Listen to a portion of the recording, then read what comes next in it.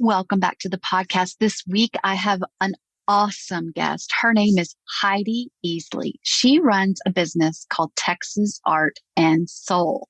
She teaches paint parties to the public, and then she also teaches creatives how to hold their own paint parties.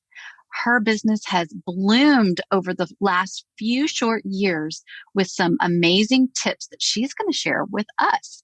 So tune in and let's listen to Miss Heidi Easley.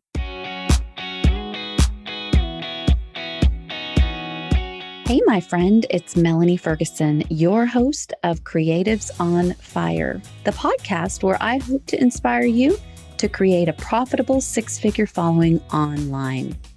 So turn it up and listen in to amazing stories of success, along with behind-the-scenes secrets and valuable tips from, you guessed it, Creatives on Fire.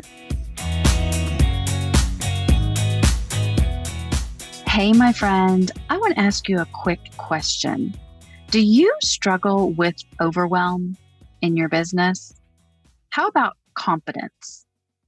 Or maybe even just knowing what the very next step is that you need to take for you to see the success you desire? I want to invite you to join me over on the inside. This is where your business will benefit from access to powerful, relevant collaborations with other creatives just like you each and every week. You'll have an opportunity to receive motivated messages every single morning, as well as access to multiple live events. These are all tools that are designed to help you grow your business, get you out of overwhelm, boost your confidence, and show you the path to success that you're looking for. I want to encourage you to go check it out today at creativesonfireinsiders.com. I'll see you over there, my friend, on the inside. Welcome back to the podcast, everybody. This week, I have the honor of bringing on special guest Heidi Easley with Texas Art and Soul. She is an amazing entrepreneur. She's grown her Facebook following alone to over 130,000 followers. And we are going to find out what all of her secrets are. So Heidi, welcome to the podcast. Oh, thanks for having me. I'm happy to be here. Thank you for coming. Well, let me ask you to just go ahead and elaborate on this introduction here, because I know I've left a lot of key things out. Tell us about you. Yeah. So my name is Heidi, and I teach people how to make money with their creative entrepreneurial spirit. So I teach people how to make money teaching paint parties online, in person, and with art kits. And so basically that's what I do. And so I've grown my following. My business is kind of crazy. It's grown from me just teaching paint parties to now teaching you how to do paint parties. And that has just been extremely kind of crazy this past few years as far as what has happened. So now we teach over 2,300 people every month how to do that. So it's been pretty cool. That is amazing. And I can't wait to get into all of that. But let me ask you first, was there something specific that as you were growing this following online that worked? Like what worked best for you? Okay. So I wish, I know a lot of people just want like a magic button or something like that, but really consistency and growing in my confidence. So one of the things that really hits home for me, and I want to share this book with as many people as I can, because it's not my book. It's Elizabeth Gilbert, Big Magic. And there is a quote in this book that really changed my thinking about all of this. And I know this podcast is all about creative entrepreneurs. And so I wish I would have read this book years sooner, but I'm going to read you just a very, very small passage. She says in this book, she says, we spend all our 20s and 30s trying so hard to be perfect because we're so worried about what people will think of us. But you won't be completely free until you reach your 60s and 70s when you finally realize this liberating truth. Nobody was ever thinking about you anyhow. And when I read that passage, oh my gosh, it just freed me. I was like, you know what? Let me harness the 60s and 70s person inside of me and start living like that now. And whenever I started doing that, it's like all of that fear of rejection, all of that fear of what if somebody sees me on social media and they see I fail, like all of that went away. And then it was like, I don't care if they see me fail. The faster I fail, the faster I can be to success. And all of those kinds of things started entering my world better.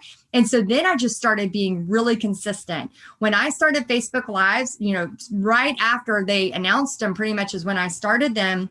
It was my mom. Like my mom was the only one watching them.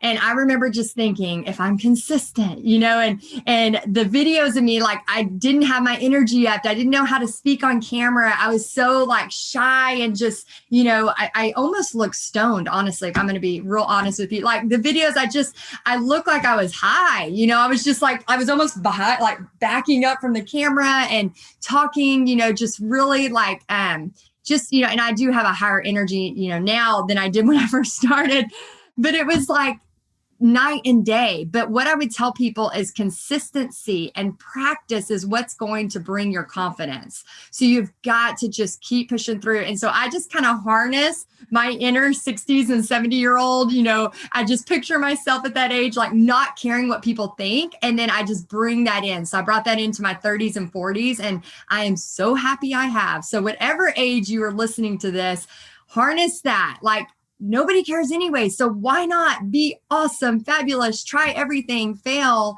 and see what happens? Like that would be my big piece of advice. I love that. And Heidi, it's so fun the way that you've kind of shaped that. That's not anything I've ever heard before, is to harness that future self. Usually we're talking to our past self, like, what would you tell yourself back, when you were 15? But this is telling ourselves the future. So I love that. Let me ask you, when did you know the consistency was actually working? Like what specific happened where you saw the actual traction happening? I think people started commenting that wasn't my mom and saw, that wasn't family members. I think that was the big moment that I was like, oh my gosh, people are starting to watch and people are starting to care. And what I'm saying is really helping. I also have this note that's right by where I do my Facebook Lives. And it says these things, and I always try to read them before I go live. And it's like, I usually write on my arm with a Sharpie. Like I have certain things I do that's kind of like for branding purposes and things I want to share with the world. But I always say like, it's, teach and inspire and make it about them always. I always pray for God to use me for his glory. Like that's one of my big things too. And I always, at the end, it says, make it about them.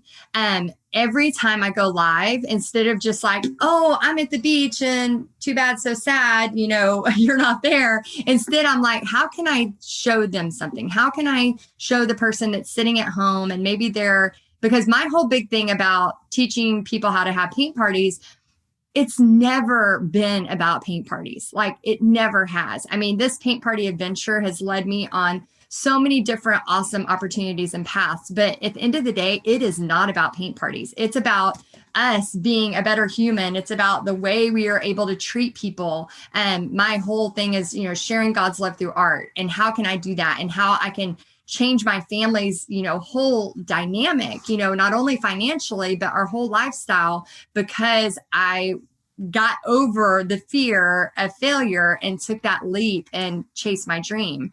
And so I think it's just really important that we remember that when you go live, you have to remember, Dave Ramsey, I listen to a lot of his podcasts, and he always says, teach and inspire. So it's not just about teaching. It's not just about inspiring, but how can we mix both and make it about the person that's watching and not about ourselves? I love two things you said. The one where you actually put your little notes, your crib notes on your arm with a Sharpie. That's genius. And just that you add those layers in. You're not just on video to see yourself on the big screen. You have like another whole layer in there of inspiring. So you're not just a talking head. You're actually trying to bring your people into the process. And I love that, especially the ones that are at home. So, how did you segue from the paint parties and teaching people how to paint to actually teaching others, or what inspired you to teach others to do what exactly it was you were doing? I think we'd lost everything over 10 years ago. We went bankrupt to business owner. And now I'm so scared to even say this. It's like probably one of the first times I've said it on a podcast, but to millionaire business owner now, which freaks me out. But it's like, yeah, one of my business coaches is like, you really need to start owning that. And I'm like, but it's so scary to say it. But yes, we are officially in that realm, which is so cool. But I think what happened was, I am very cautious. I will not be that person that tells you, oh, just quit your full-time job, running a business, everything will be fine. I have never been that person, and I will never be that person. I am a huge dreamer, and I totally recommend going for your dreams. But what I highly recommend is making sure that you build up your side business or your whatever that is before you just go off to the other. So like I said, I was a teacher for 10 years and I was teaching paint parties pretty much full time as a full-time teacher. So I was overly exhausted. And then it came to a point where I finally got to that tipping point where I was like, oh my gosh, I can replace my teacher salary. And then it got to a point where I was like, okay, well, I'll still teach part-time while I teach full-time because I was just so scared to make the transition. Then people kept asking. So they would see me do a party of 100 people and they're like, how are you doing this? And they'd see me do 4 parties in a week. And they're like, how, like, are each person's paying for that? Like, and, of course they can do math. And so they're like, that's like $4,000. And I'm like, I know, this is crazy, and I was freaking out. And so people kept asking me. And with people asking, anytime you start doing something really good, people start to ask how you do it, naturally. And so I started, looking at things like I remember my mother-in-law saying, do you really think people are just going to keep coming to paint parties? And that stuck in my head because as a person who's lost everything, I want to have as many ways. So I went on this quest. How can I have as many different streams of revenue coming in? So I went on this quest and I really started searching. And so I found somebody that kind of helped me learn what to do online. And I was like, and that was the first thing I remember doing this coaching program for an entire year, did not make 1 cent. And at the very end of that year, I'll never regret how much money I think I paid $6,000 for that year.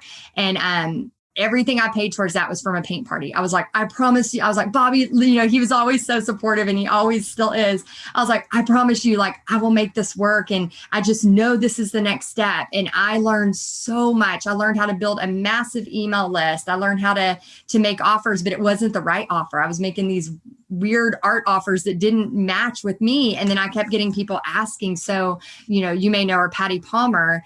I was actually interviewing her and she's like, Heidi, you should. And then she interviewed me for a podcast and she said, you should really write an ebook on how to teach a paint party. And I was like, you think somebody would buy it? And she's like, yeah, I think somebody would buy that. And so, I'm a fast action taker. So I immediately write the ebook. Like I stay up till 2 a.m. writing everything I know.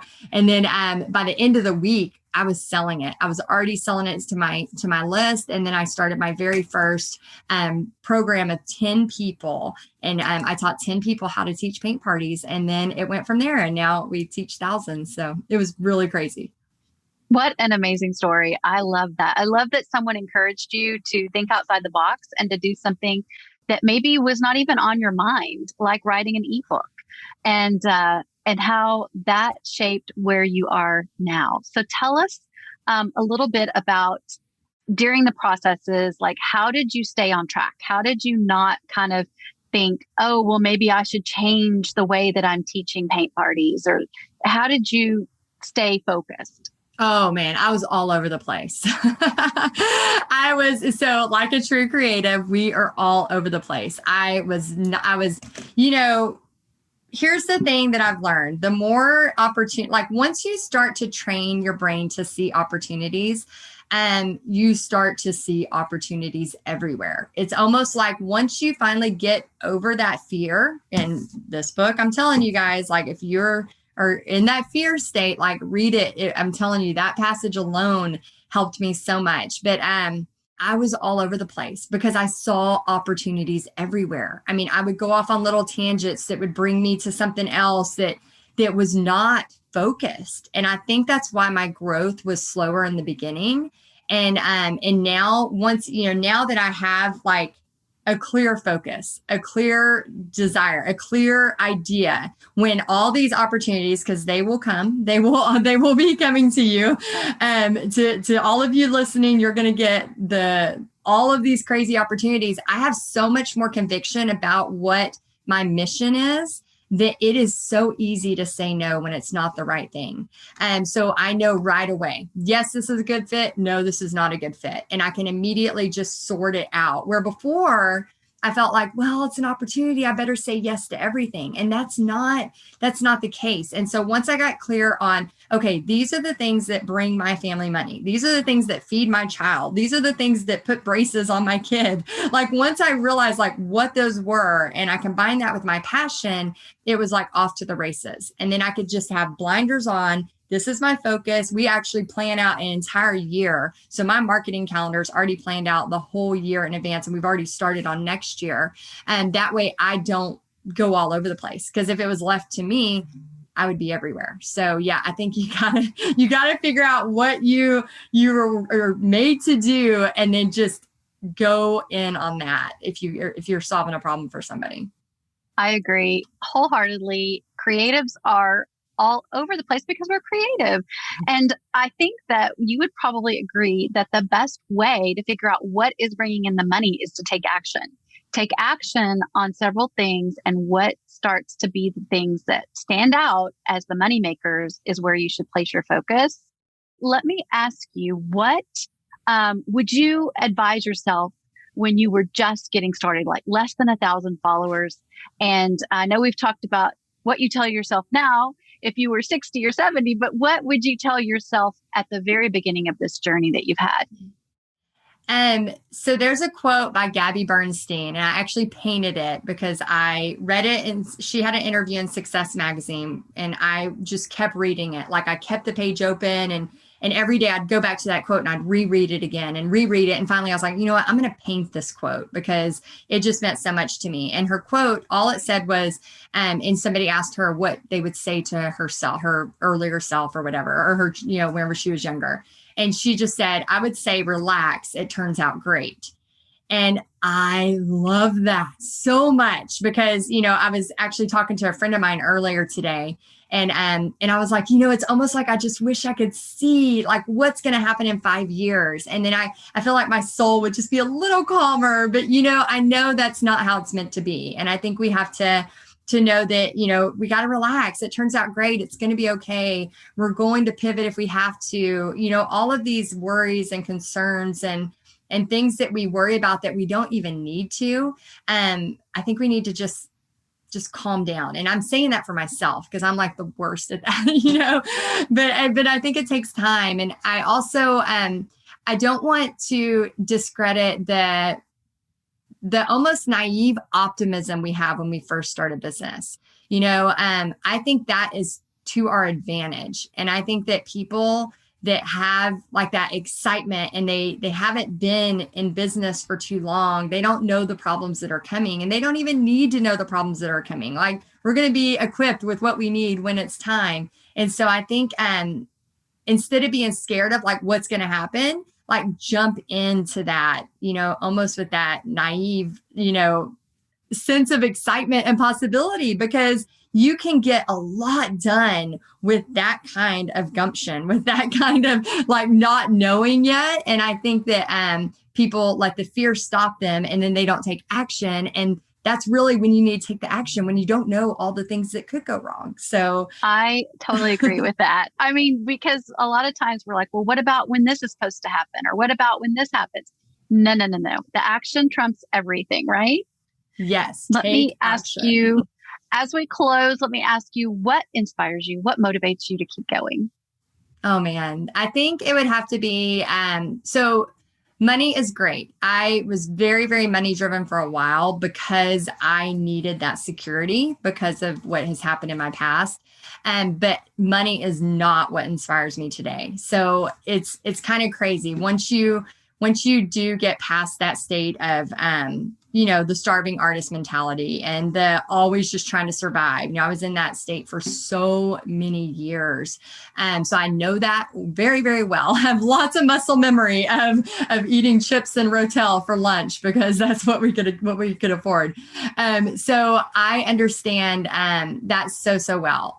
But once you get past that, and that's not the issue anymore, what inspires me to keep going is seeing the results, or somebody who sends me a message that says, like, you've changed my life, or, I was able to pay for, my entire family's Christmas, or we were able to put money aside so we could go on a vacation. Because again, I'm all about adventure and possibilities and dreaming, and not making this just a life that we exist in, but like a life that we're living wide awake.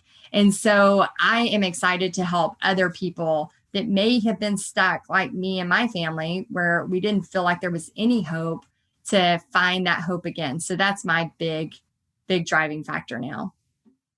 Heidi, where can we find you online? Okay, so if you want to know more, check me out at Texas Art and Soul. You can find me on Facebook there, Instagram, Texas Art and Soul _, and then of course my website, Texas Art and Soul. Awesome. And we will link all the things below, including the couple books that you mentioned. And I'm excited to check those out. Thank you so much for just giving of yourself and your time and your wisdom to us today, Heidi. I appreciate you so much. You're very welcome. Thanks for having me, and good luck out there. Thanks. Bye. Bye.